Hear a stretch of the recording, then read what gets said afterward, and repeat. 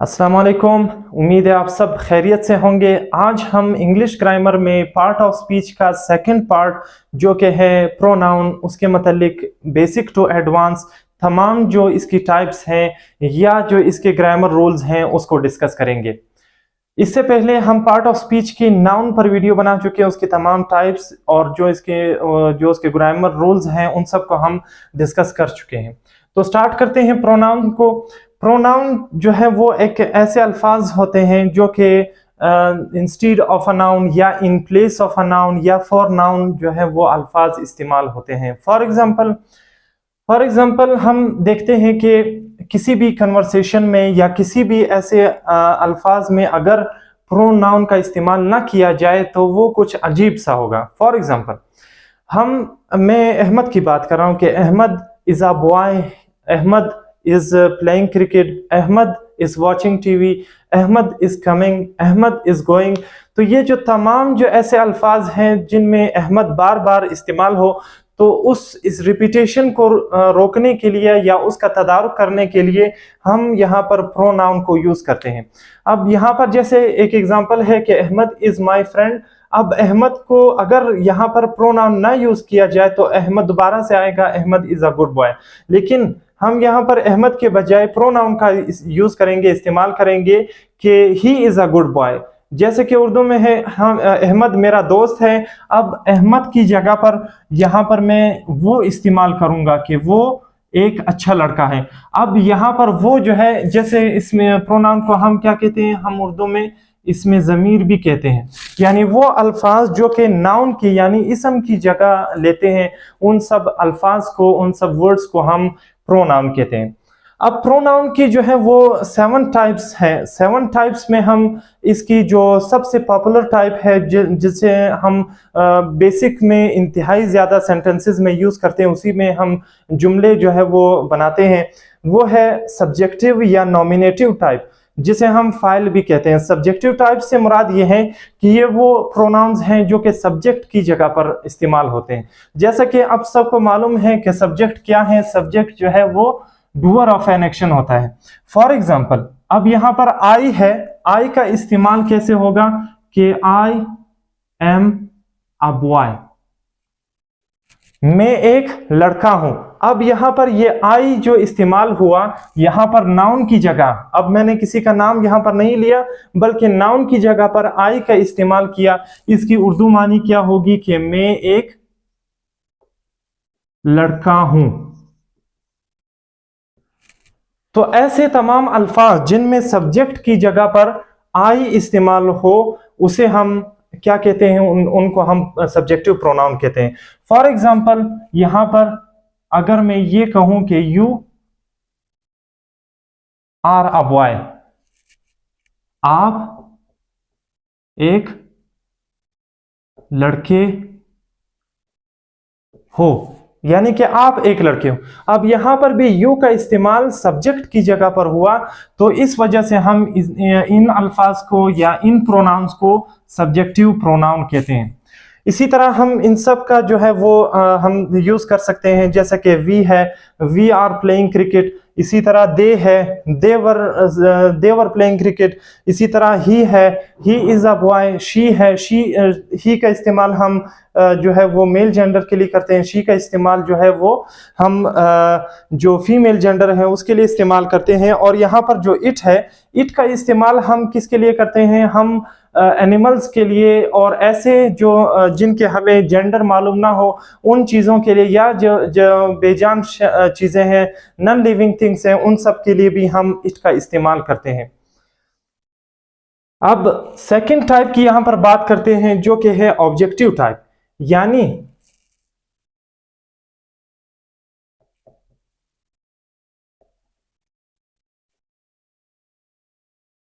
He is inspired by मी, यानी वो मुझसे मुतासिर हुआ। अब यहां पर ये मी जो है वो ऑब्जेक्ट की जगह पर इस्तेमाल हुआ, इस वजह से यानी कि मफूल की जगह पर इस्तेमाल हुआ, रिसीवर ऑफ एन एक्शन की जगह पर इस्तेमाल हुआ। तो इस वजह से इस बुनियाद पर हम इन जो प्रोनाउन हैं उन सब प्रोनाउंस को ऑब्जेक्टिव प्रोनाउन कहेंगे। इसी तरह यानी कि अगर आई है तो आई का ऑब्जेक्टिव प्रोनाउन मी होगा, अगर यू है तो यू का ऑब्जेक्टिव प्रोनाउन भी यू रहेगा, उसमें कोई चेंज नहीं आएगा। अगर सब्जेक्टिव प्रोनाउन में वी है, वी का ऑब्जेक्टिव प्रोनाउन कैसे होगा? अस होगा। फॉर एग्जाम्पल,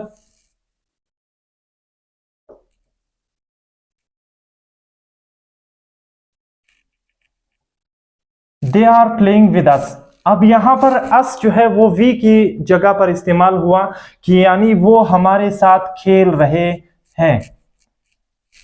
अगर हम यहां पर दे का इस्तेमाल देखें तो दे का ऑब्जेक्टिव केस क्या हुआ? देम, ही का हिम, शी का हर, इट का इट। इट और यू में कोई चेंज नहीं आएगा। अब इसके बाद अगर हम थर्ड टाइप की बात करें जो कि है पॉजेसिव केस। पॉजेसिव की जैसे कि लफ्ज पॉजेशन से मुराद यह है कि किसी के ऊपर हक जताना या मलकियत जाहिर करना। फॉर एग्जाम्पल, अब अगर आई है तो आई के तौर पर मैं किसी चीज का, अगर मैं ये कहूं कि ये मार्कर मेरा है तो मैं कहूंगा दिस इज माई मार्कर। तो अब मैं की जगह पर मेरा इस्तेमाल हुआ, ये मेरा जो है वो क्या है? वो है पॉजेसिव केस, जिसे हम पॉजेसिव प्रोनाउन भी कहते हैं। अब फॉर एग्जाम्पल, इसी जो सब्जेक्टिव प्रोनाउन है उसकी जगह पर हम आई की जगह पर माइन भी इस्तेमाल कर सकते हैं।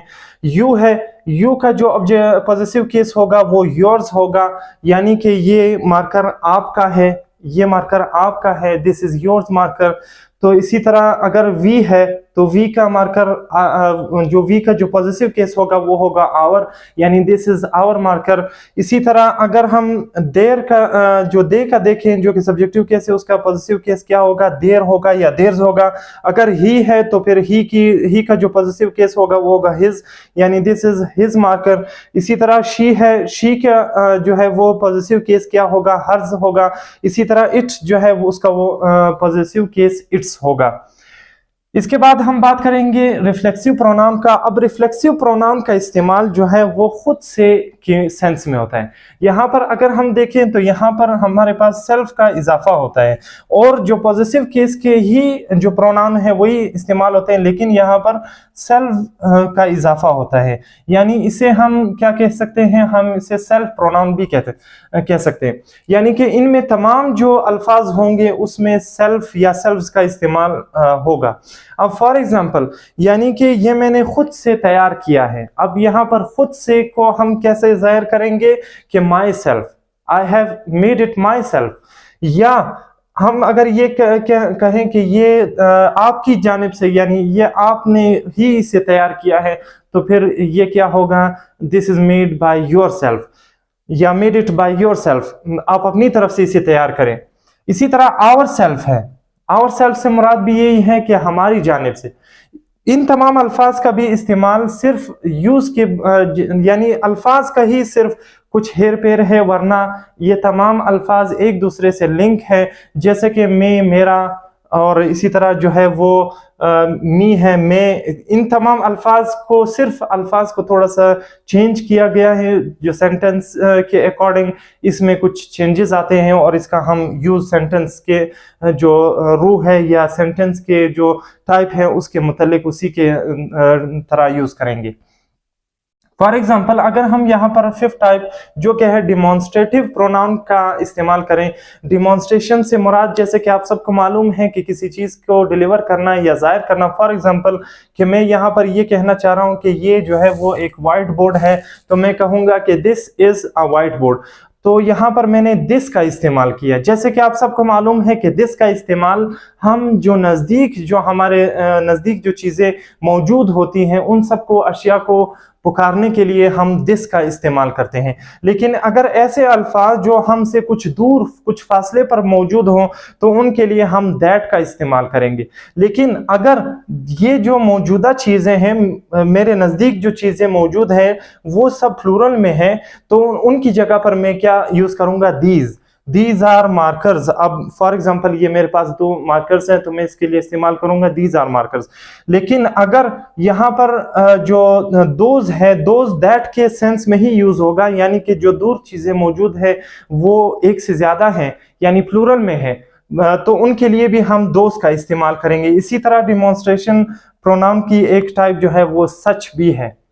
इसी तरह अगर हम इसके 6 टाइप की बात करें जो कि है रिलेटिव प्रोनाउन, यानी कि जैसे कि इस लफ्ज रिलेटिव से ही यहां से मुराद ये है कि यानी ये रिलेशन के तौर पर यानी ताल्लुक के तौर पर इस्तेमाल होते हैं। ये वो अल्फाज होते हैं जो कि ताल्लुक को क्रिएट करते हैं। फॉर एग्जांपल हमारे पास रिलेटिव प्रोनाउन की जो एग्जांपल्स हैं वो है which, whoever, whom ever, which ever, etc। इस तरह के जो तमाम अल्फाज होंगे उनका इस्तेमाल हम किसी चीज़ के जो सेंटेंस में पहले से बयान करदा जो चीज़ है उसके साथ ताल्लुक को, रब्त को कायम करने के लिए हम इन तमाम अल्फाज का इस्तेमाल करेंगे।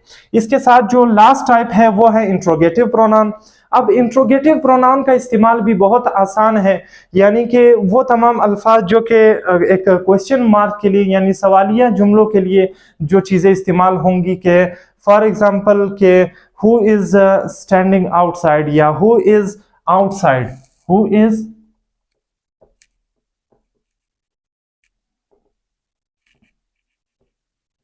यानी कि बाहर कौन खड़ा है।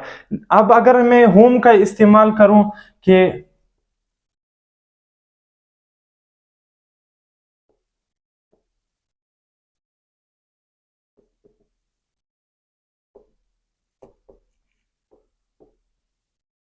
अब आप यू आर टीचिंग टू, आप किसको पढ़ा रहे हैं। लेकिन अगर हम फॉर एग्जांपल विच का इस्तेमाल करते हैं, ये हमारे पास अक्सर जो हमारे कोर्स का भी हिस्सा होते हैं। फॉर एग्जांपल जो कि हम एक्सरसाइज में हमारे पास जितने भी क्वेश्चंस आते हैं वो इंट्रोगेटिव प्रोनाउन के तौर पर ही आते हैं। फॉर एग्जांपल हम किसी भी उसका व्हाट का इस्तेमाल कर लेते हैं, विच का इस्तेमाल कर लेते हैं।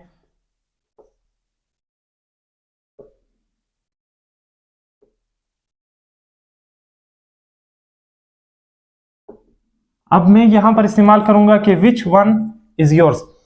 अब यहां पर ये विच जो है वो किसके तौर पर इस्तेमाल हुआ, यानी इंस्टीड ऑफ नाउन की जगह पर हमने इसका इस्तेमाल किया और ये एक इंट्रोगेटिव प्रोनाउन है। इस तरह की इसके अलावा हमारे पास व्हाट, व्हाट एवर, हुम एवर, विच एवर और what ever etc for example इसकी तमाम जो है वो इसके अलावा मजीद टाइप्स हैं।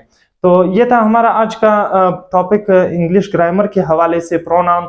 हम इसके बाद इंशाल्लाह जो पार्ट ऑफ स्पीच का थर्ड पार्ट है वर्ब, एडवर्ब, एडजेक्टिव, प्रीपोजिशन और इसके साथ साथ कंजंक्शन, इंटरजेक्शन, इन सब को इंशाल्लाह इसी ग्रामर के जो बेसिक टू एडवांस कोर्स के इसी लेक्चर सीरीज में इंशाल्लाह कवर करेंगे। तो थैंक्स फॉर वॉचिंग।